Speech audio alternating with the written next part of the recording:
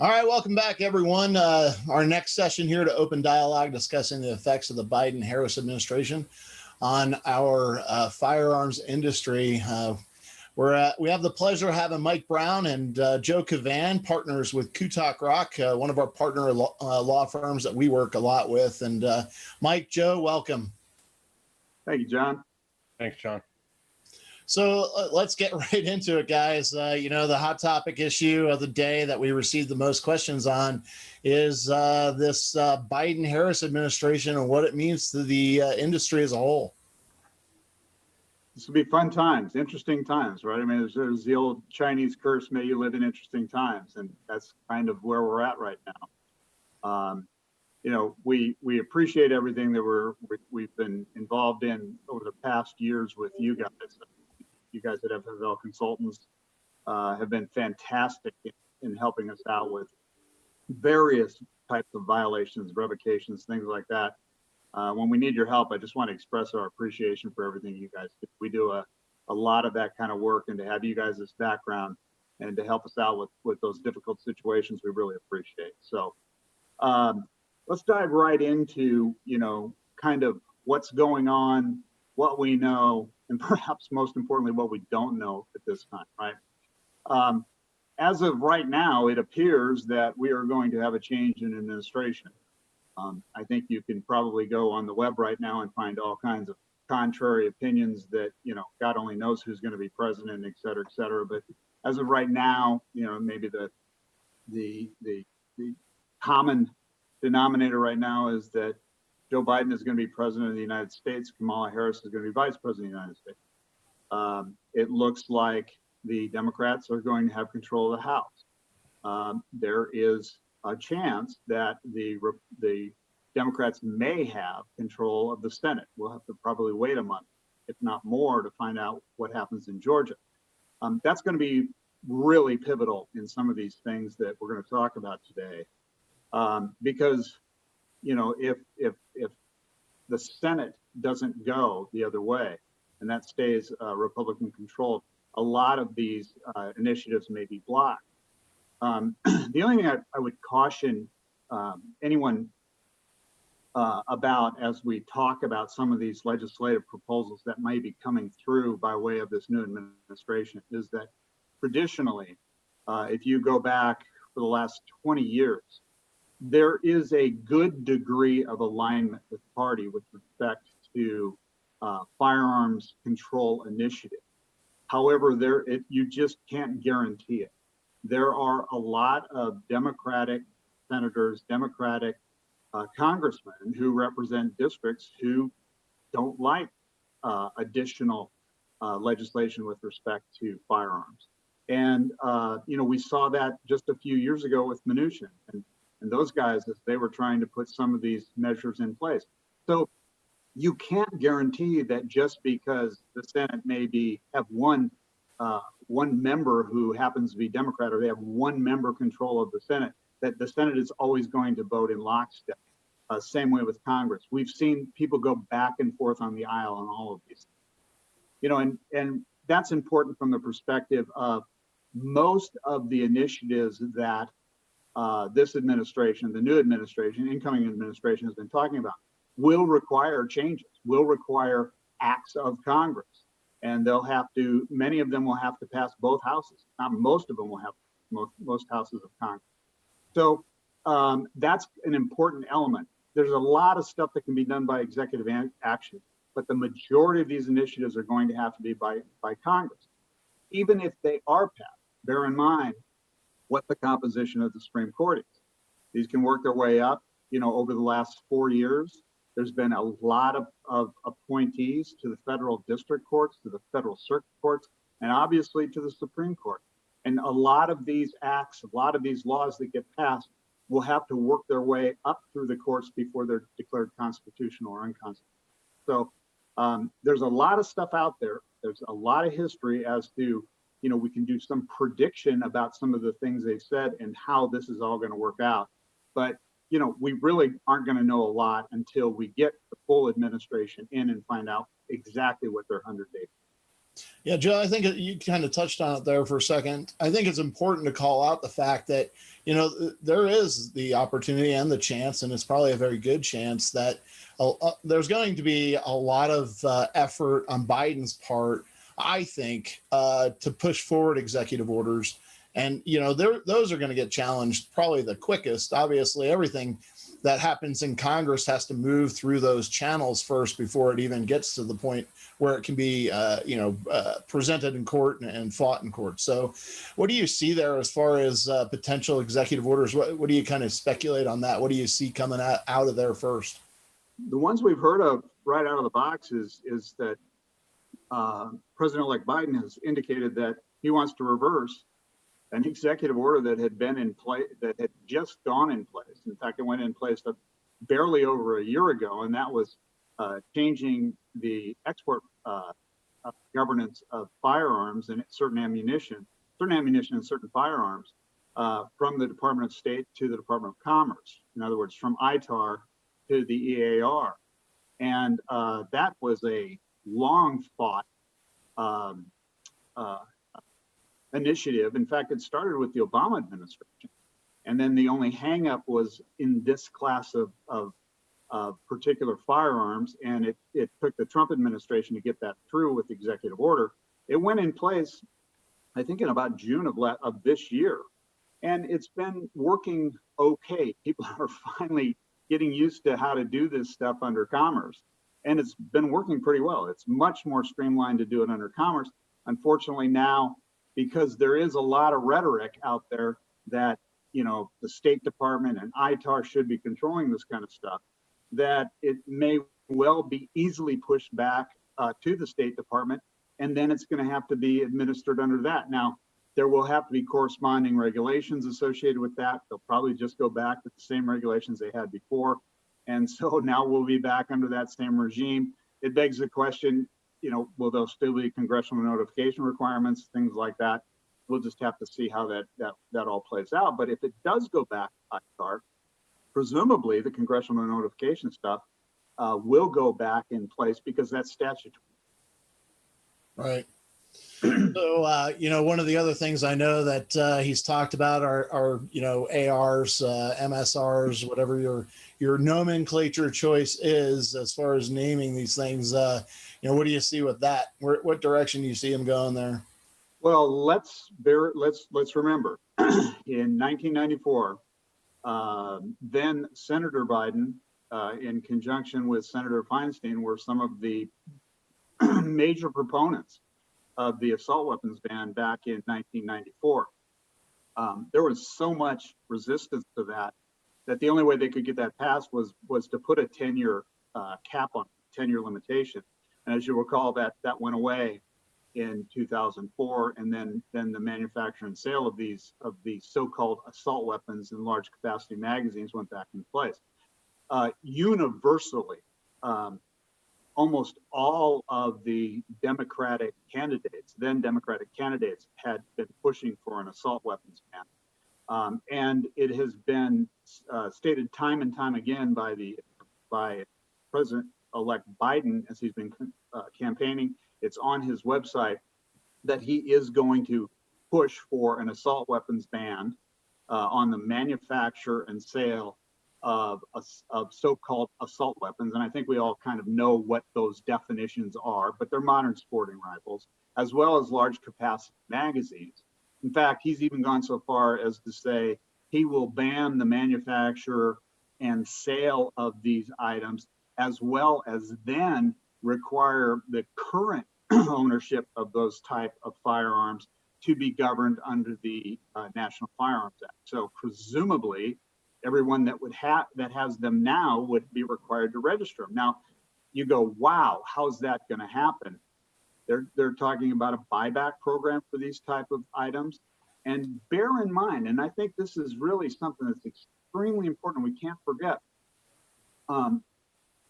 Senator Harris was the Attorney General for California when many of the California laws went into effect. So a lot of these, she was the architect. A lot of these California laws that most people in the firearm industry are, just love so much. were started by then Senator Harris and by then Attorney General Harris.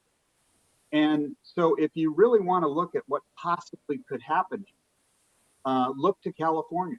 And to make matters a little bit more interesting, President Obama appointed then Vice President Biden to look at what type of gun legislation could be put in place as a vice president. If President Biden does the same thing with his vice president, well, she has the playbook. She has the playbook for what was done in California. Add one more thing to it. The current Attorney General for the state of California, Xavier Becerra, has been mentioned numerous times as a potential Attorney General under the new administration. So if you put all of those together, you would presumably think that the playbook would be that of California. Right. Also, when she was senator, Harris supported two assault weapons bans that Senator Feinstein authored in 2017 and 2019. So, she was adamant and very outspoken against Heller on Second Amendment issues. Yeah, that's really important. I mean, when it comes to both individual rights as well as, rights to affect commerce and firearms and stuff. So it's like, to Joe's point, it's really important to pay attention to what's going on out there. One of the things as far as the MSRs are concerned, one of the hot button issues out there right now are the AR pistols, and everything that happened with QLLC kind of launched these concerns. You have any insight you want to share on that? What we've seen and what we've heard, at least, and a lot of it is just, absolutely, anecdotal comments. And we've seen a few letters. We've seen a few of the pieces that have been going back and forth with respect to the whole Q short barrel rifle issue. We'd be guessing. Most people are guessing as to the how and the why of how all of this went down. The fact of the matter is that most gun manufacturers were submitting the braces for approval from the ATF, from the firearms branch and technology firearms branch, and they were waiting for them. I think in this case that just something went awry in the relationship, and this thing went sideways. This is really the first time we've seen that. Bear in mind that was a proprietary brace. It wasn't a brace that had been prior approved. A lot of these manufacturers that are making this type of firearm right now are using braces that had already been approved. So this was a proprietary brace. I mean, there's a number of factors in that matter that, that would lend one to say, yeah, but, maybe there were some really unique circumstances in this case. And I think that's what is the case here. We don't know the full background of what happened there. We don't know the relationship that was going on. We don't know how all of that worked out. And maybe they just didn't want to wait, and they just decided to move unilaterally on this thing without waiting for the approval. And this is the kind of things that happen when you don't go through the normal channels. And there again, that's a guess. We just don't know enough about this at that point. But it will be interesting, however, under the new administration, because it sounds like the National Firearms Act is going to become much more prevalent. And, there's always the concept of, what is a short barreled rifle? And if the concept is that this administration is going to be putting modern sporting rifles, i.e. assault weapons, and large capacity magazines and things of that nature, under the auspices of the National Firearms Act, it would be a very quick and easy piece to just expand it or better define the definition of a short barrel rifle, so that many of these existing pistols that are out there with a brace on them, a collapsible brace, whatever the case may be, they could easily throw those into the mix. I mean, we saw it before with bump stocks. I mean, it's an executive action. They can clear that up by way of regulation. And so it wouldn't surprise me in the least if that gets cleared up very quickly and throws one more of these types of firearms that are out there under the auspices of the National Firearms Act. Yeah, just to reiterate, I mean, the firearms ammunition technology branch and stuff, and getting that approval, and it's really important for the manufacturers to take those steps just to, number one, remain out of trouble. But something I reiterate all the time in any of the educational sessions, and Joe and Mike and I do educational sessions all year long, as well as at SHOT Show every year, which unfortunately is not going to happen. But it's the one thing that we reiterate time and time again is seek that partnership and get those answers and go through those processes. It not only behooves you as a manufacturer to do those things, so you don't look, you're going to spend more time and energy in the legal battle that's you're going to face with this stuff than you would have if you just went through the process. And I think the other part is we all, whether you're an FFL or participating in the industry or just a Second Amendment person who appreciates the right to keep and bear arms, is, hey, listen, we all have a responsibility to one another. And anytime, and it's been proven time and time again, one person does something stupid and the entire industry gets a black eye. So, Well, John, bear in mind that, when as this stuff has been going on, I mean, there's no question there's a logjam at the firearms technology, right? A lot of people have been submitting these samples, and the rules changed a bit. When, not too long ago, you didn't have to actually submit as many samples. It didn't require, they put some new requirements on this, and that's fine. That's certainly within their purview to do. So everybody complied, everybody submitted their samples, and people were very frustrated. We got a lot of phone calls that, what can I do? How can I move this along? Well, the fact of the matter is there's a logjam at the technology branch. And, you can jump up and down and complain and do anything you can. But at the end of the day, they just go through when you're in the queue, it works your way through the queue and you get the letter at some point.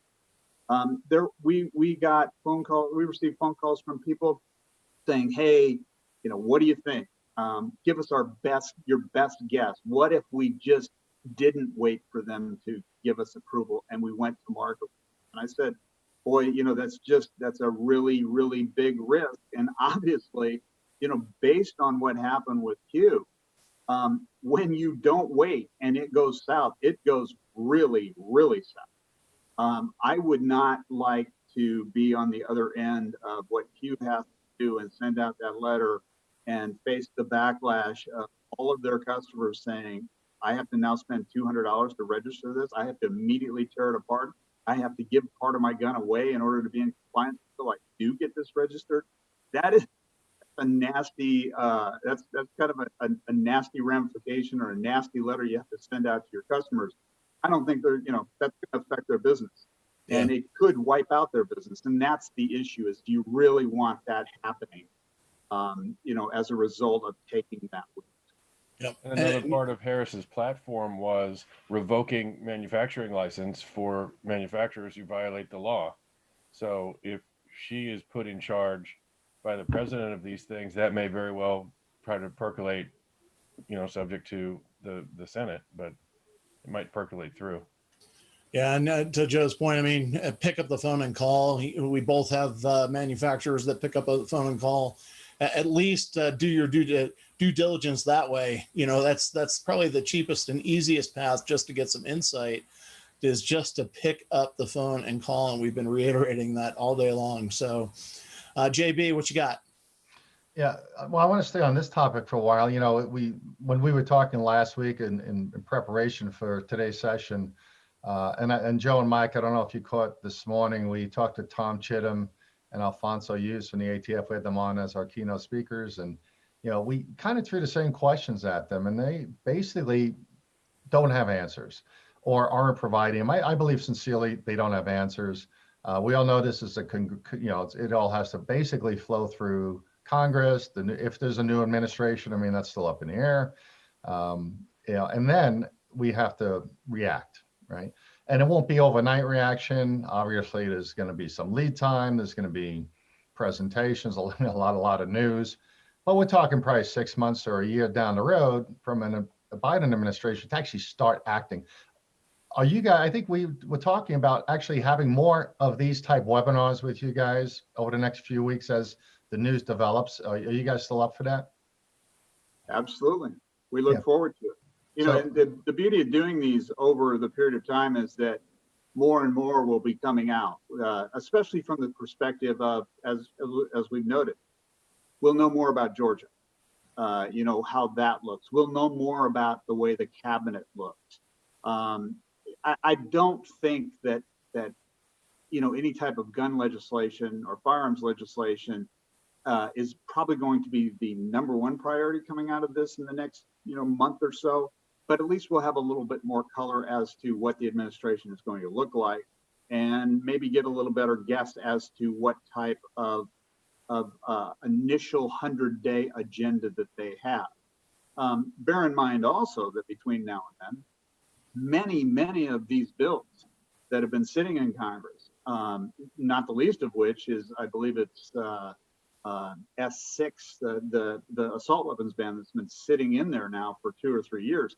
There will be a ton of bills introduced, irrespective of what the president elect has decided to do or has put in his 100-day agenda.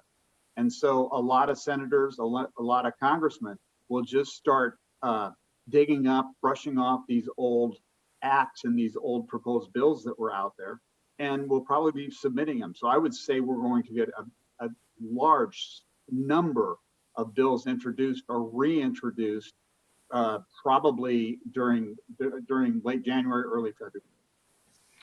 Yeah, I think you're right. And again, we're talking all today about new administration.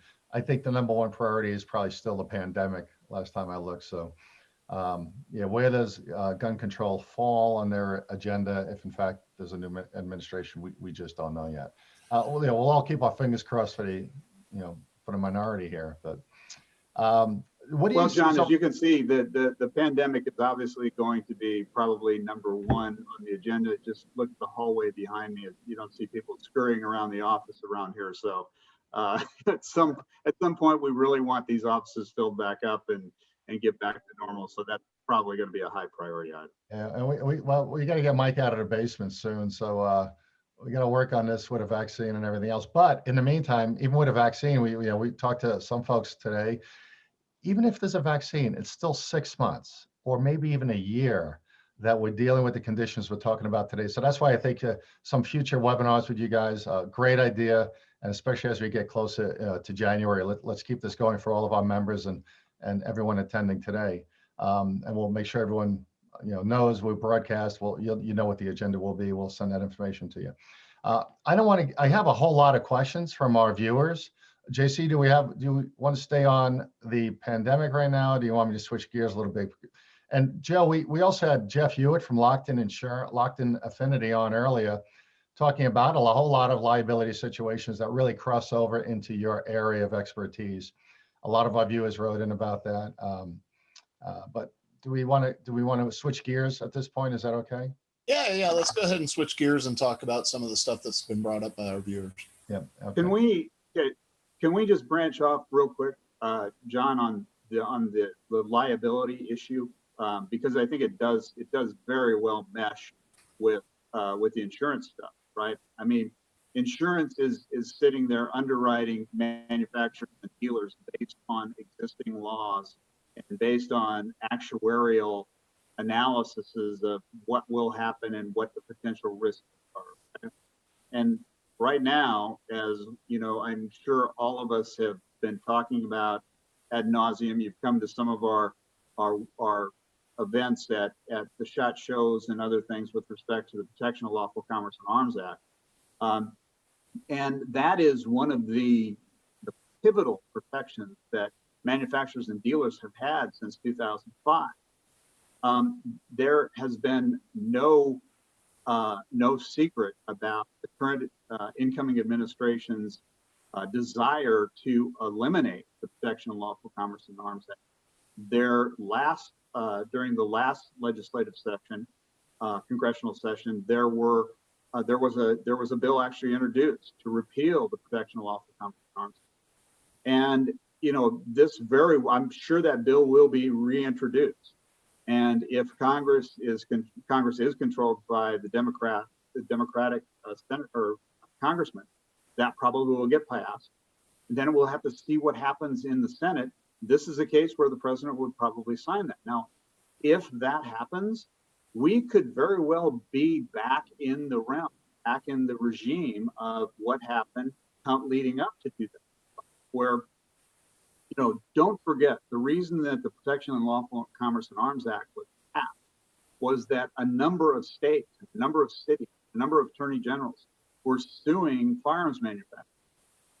Some of them were because, they had a product out there that was increasing the cost of medical assistance and law enforcement because they had firearms on the streets. I mean, some of these were some pretty absurd arguments, and some of them were getting way off the track. And it was simply directed at trying to shut down the firearms industry. And so the Protection of Lawful Commerce in Arms Act was put in place to protect that. If that goes away, we're going to be right back in that same regime. And these nuisances, and most of them were in fact nuisances, and you'll see more and more of them are going to come up, and that is going to be extremely expensive for the industry. It's going to make insurance much more expensive, and that's going to be a major problem. Protection of Lawful Commerce in Arms Act would go away. We have heard time and time again that the firearms industry is totally immune to lawsuits as a result of the Protection of Lawful Commerce in Arms Act. And the fact of the matter is that this was a carefully drafted bill, and there's a number of exceptions to the Protection of Lawful Commerce in Arms Act. Our firm has represented a number of manufacturers, defended a number of manufacturers in these cases, and have won as a result of the Protection of Lawful Commerce in Arms Act. There have been a number of lawsuits initiated alleging one of the exceptions to the Lawful Commerce in Arms Act that have been successful. Not the least of which is the Soto case, the case up in Connecticut, and this most people know it as Sandy Hook, and that is using one of the exceptions to the Protection of Lawful Commerce in Arms Act. And as of right now, that lawsuit is continuing. Well, except for the Remington bankruptcy, but the judge has allowed that lawsuit to go forward. So the concept that this was some kind of blanket immunity for the firearms industry is it's absolutely false. But to have that go away, the ramifications could be very, very dramatic for the firearms.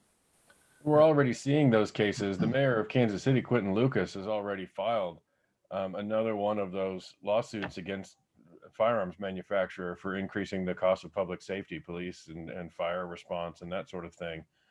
And that case is being slow walked through the courts because of the pandemic, and everything is just proceeding very, very slowly right now in our court system. But if something should happen in the early term of the new administration, that case could accelerate. Yeah, and I want to stay on this for a minute, Joe and Mike. We've got over 500 viewers on here. I'm sure a bunch of them don't truly understand just the basic nuts and bolts of the PLCAA. Can you just tell everyone we explain it to our members when they sign on, but there's a lot of folks we don't have relationships with. So what's the protection for the dealer? I know you talked about manufacturers, obviously, but it also protects the dealer when they sell the firearm. Am I right? Yeah, it protects the entire industry, manufacturers, retailers, from liability arising out of the lawful sale of a firearm. The exceptions typically involve unlawful sales, negligent entrustment, knowingly participating in a straw purchase, things that you might expect not to have protection for. If they do their due diligence at the point of sale and they run the background check and they get a nix proceed, and they don't have any other extrinsic evidence of a straw purchase where people are acting funny or somebody comes in and gets denied and their buddy comes out of the car and comes in and buys the same gun, and you see that because it's in front of your glass storefront. Somebody comes in with a marijuana card and you see it in their wallet. These sorts of things that you knew or should have known reasonably that this sale, there's something wrong with this sale. that falls under the exceptions. Failure to fill out your paperwork, signing off if you know that the purchaser is lying on the 4473. If you know that and you still sign the 4473, that puts you in jeopardy under another exception. Right. And yeah, we kind of talked with the ATF on this a little earlier, right, this morning. And the issue was, I mean, to what degree do they look at violations and citations? And we did a piece this morning on revocations and warning letters and such. And we had to reserve a lot of our opinion. We reserved our opinion for the real deal from you guys. But going back to that, the straw purchase is only going to be protected by the PLCAA if they do everything correctly. Now, when we talked a little bit with Tom and on this issue. So that really was from an enforcement and an FFL licensing and revocation perspective, but you have the liabilities. The other half is the liability piece, right? Can you guys talk a little bit about the liability behind some of these violations? Forget about the warning conferences and having your license revoked, but what's the civil fallout to an FFL for doing something wrong? Well, that's probably the biggest distinction. And it's great that you brought that up. The biggest distinction is that when you're looking at letter of the law violations from the standpoint of a revocation hearing, right? I mean, we've all seen the notice of violations where there have been, numerous boxes that have not been checked on the 4473. You get written up by the ATF, and the ATF will come back and perhaps, certainly give you a warning conference, perhaps even revoke your license if you continue to do that. But by and large, if nothing else happened, none of those firearms were used in any type of a crime or any type of an injury, it ends there, right? I mean, the ATF has limited ability to find you. It has, in some cases, they can pursue criminal sanctions against you, but by and large, going through the whole exam process and finding these type of violations are one thing. However, when you get into the civil realm and there is an injury of any type, there is an absolute playbook for plaintiffs' lawyers, and it's a well-written playbook by many of these anti-firearms advocacy groups that are backed by a lot of very large anti-firearms law firms and money that are behind this. They have form documents, they have form pleadings that we have seen. It's almost, when Mike and I sometimes see these lawsuits come through where a firearms manufacturer or a large dealer is being sued in one of these cases, we can pretty much know exactly what section they're going to put what into and what they're going to say, because they're canned documents and they come out all the same. If you falsified an entry, i.e. that person is the real person, they checked that they're the real purchaser, you knew they were not the real purchaser, you made a false entry because you signed off on saying these are truthful and I believe that they're truthful. You made a false entry. That's an exception to the PLCAA. They will latch on to that. Plaintiffs' lawyers will latch on to that, and that you have an absolute now beautiful path in to the exception of the PLCAA and beyond. So that's probably the biggest issue, is that, again, as Mike said, in the normal circumstances, PLCAA never comes into play because there's no reason for liability. Your paperwork is in great shape. This was just someone that no one would have guessed would be buying a firearm and committing a crime with it. And in those cases, it doesn't even come into play, or we can get it dismissed fairly quickly. So it's a very, very important act for the firearms industry. And bear in mind, one more thing I want to add about that is that if the PLCAA would go away, so let's go back, having it in place right now. With it in place, we very seldom see an action which goes through the dealer back to the manufacturer. It's very, very difficult to get back to the manufacturer because, if you look at all of the exceptions of the PLCAA, How would the manufacturer know that this was a straw purchase? How would the manufacturer know that the manufacturer didn't make a false entry in there? There was no negligent entrustment. There was no negligence per se. And so the manufacturers have a great deal of protection under the PLCAA. So even if there is liability at the dealer level, it doesn't get back to the manufacturer. We could probably see, if this goes away, cases where they're alleging that, this dealer sold the firearm knowing or should have known this, and the manufacturer sold it knowing or should have known this. And this is exactly what happened in all of these nuisance cases by cities and attorney generals before this law was passed, is saying, look, the manufacturer knew or should have known that this was a dangerous piece, a dangerous product that was going on the market, and seeing plaintiffs' lawyers trying to get back all the way back to the manufacturer, i.e., which they think is a deep pocket. But this isn't unique. I mean, the firearms industry doesn't have something unique to the firearms industry. The automobile industry has laws like this. The pharmaceutical industry has laws like this. So there's industries out there that it's in the interest of commerce in the United States to protect from these type of lawsuits. So this isn't a unique act just for the firearms industry. It exists in all kinds of industries throughout the United States. We've actually seen those exact allegations filed in courts. Again, they're local courts, cases that I've represented the dealer on. But here in Kansas City, we had a lawsuit, and it was the genesis for the city of Kansas City lawsuit against the manufacturer that I mentioned earlier. But they're alleging that the manufacturer sold a number of very inexpensive firearms directly to the purchaser on the FFL's license number, but they essentially drop shipped these firearms as one part of the problem. Turns out he was a straw purchaser. He pled guilty to that, and there are a lot of other complicating factors that I don't think are on topic for today in that case. But that was the genesis for the mayor of Kansas City going after the manufacturer for putting these firearms into the local stream of commerce and causing the city enhanced expenses in police response, medical, and the like.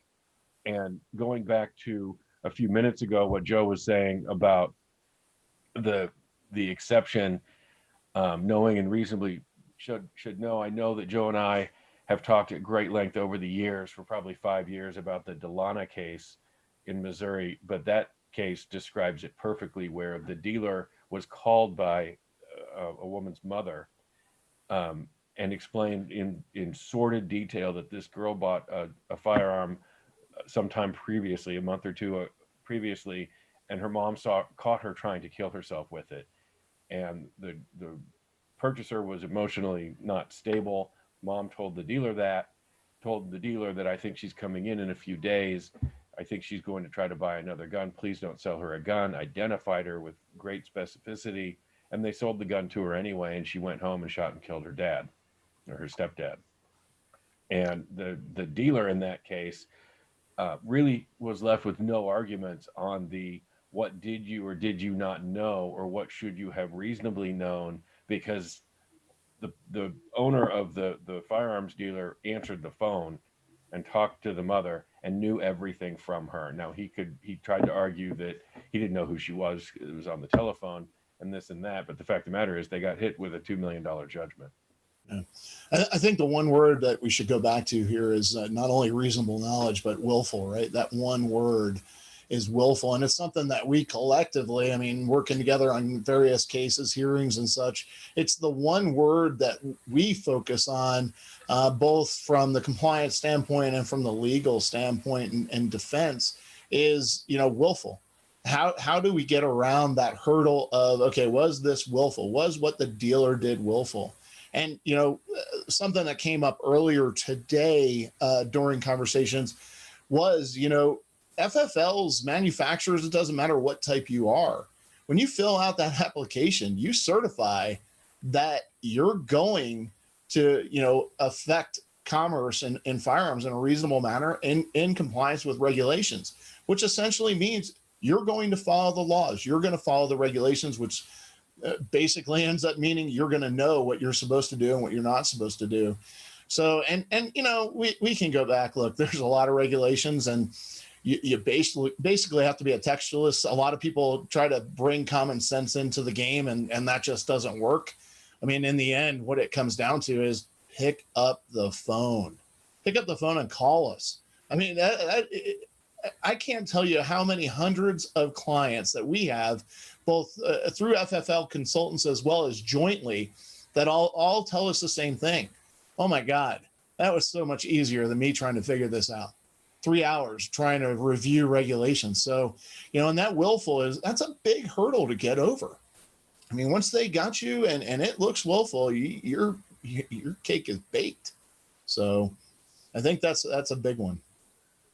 I like to tell people policies, procedures, and training can go a long way to going around willful. If you make sure, whether it's with the help of FFL Consultants or you've got software and good, strong, robust policies and procedures in place to double check your 4473s at the end of the day and make sure your A&D book is accurate, and you keep good records, and you make sure your frontline sales personnel are following the same procedure with every customer, you're getting a long way around willful. Sometimes straw purchasers are impossible to identify. If they do it right, it's going to be virtually impossible to figure it out. Other times, it's right there standing on the other side of the counter in front of you, and those are the ones that you need to be catching.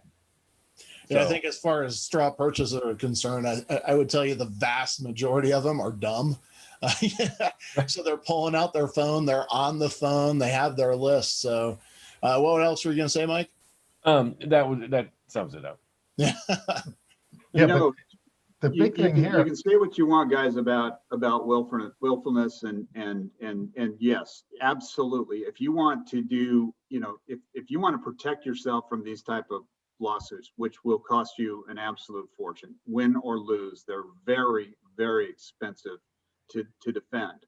If you want to protect yourself against that, do everything according to the letter of the law. Have your procedures down to make sure that every box on the 4473 is checked. Make sure that your A&D books are up to date immediately. All of your forms are in place. Anticipate an inspection, right? So those are obviously the things you can do, but bear in mind, there is stuff that just falls out of the sky as well.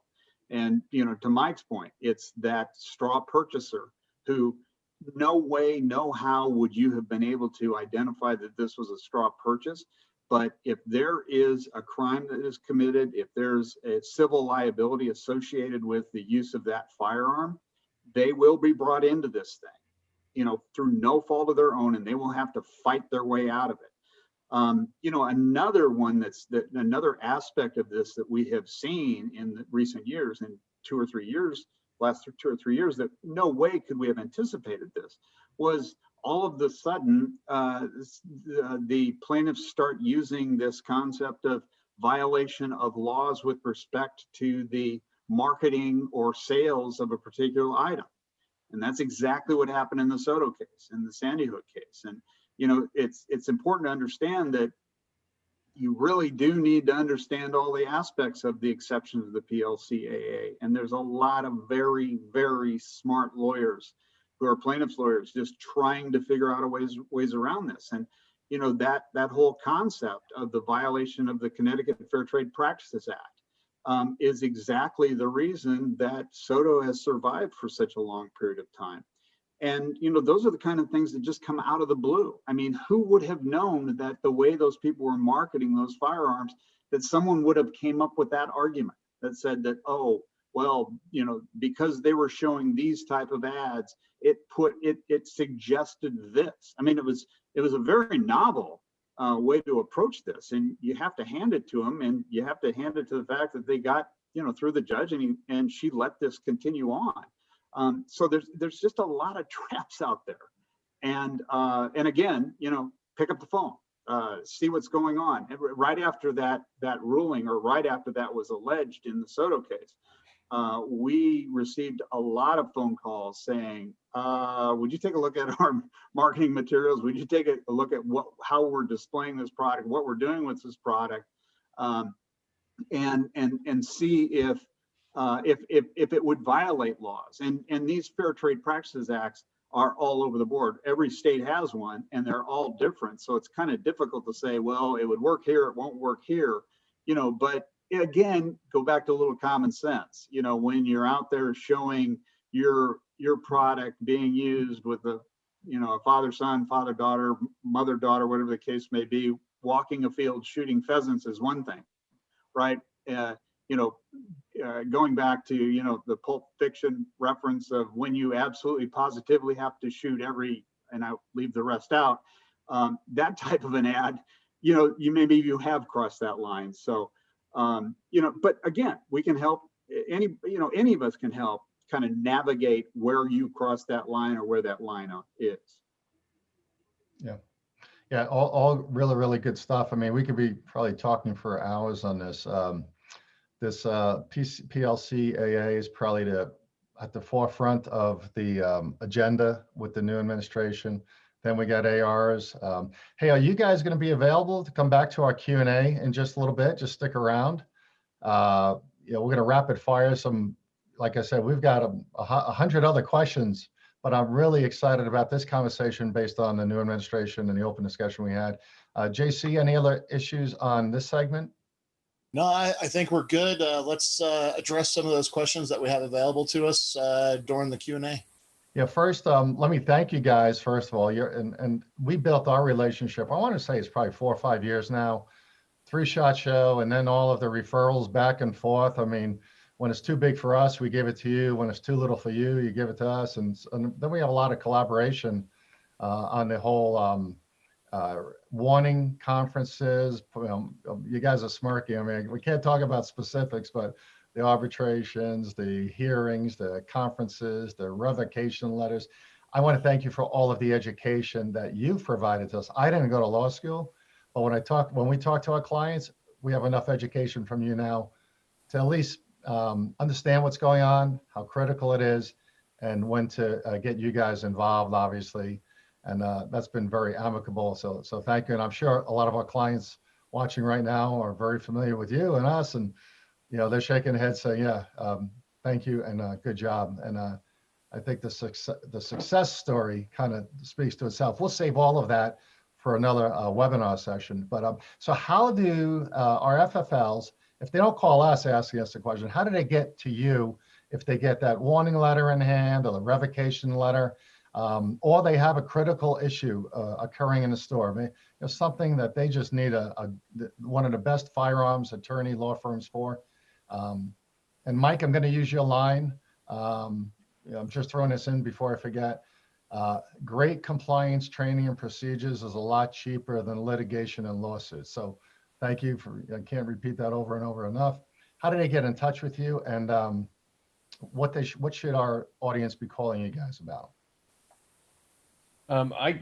You can go to our law firm website at www.kutakrock.com, kutackrock.com. Our email addresses are mike.brown@kutackrock.com or joe.kavan@kutackrock.com. You can call us. It's joseph.kavan. I'm sorry. That's why my emails aren't getting answered. Our phone numbers are on the website. Give us a call, email us, we'll get back to you. And it's everything firearms, am I correct? It's not just the Biden administration stuff we talked about today, but everything an FFL or manufacturer, dealer, or range operator needs to deal with, right? We've put together a practice group. You want to talk about it, Joe? Yeah, just from a historical standpoint, we've had our practicer group in place for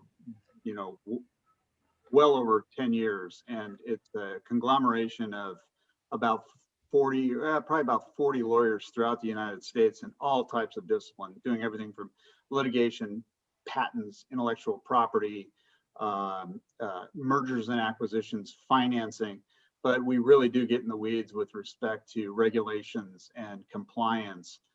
We do import-export. We do excise tax. We do a lot of work with excise tax and import and export. So we just do the entire gamut of firearms. We do licensure. We do license revocations. We do structuring.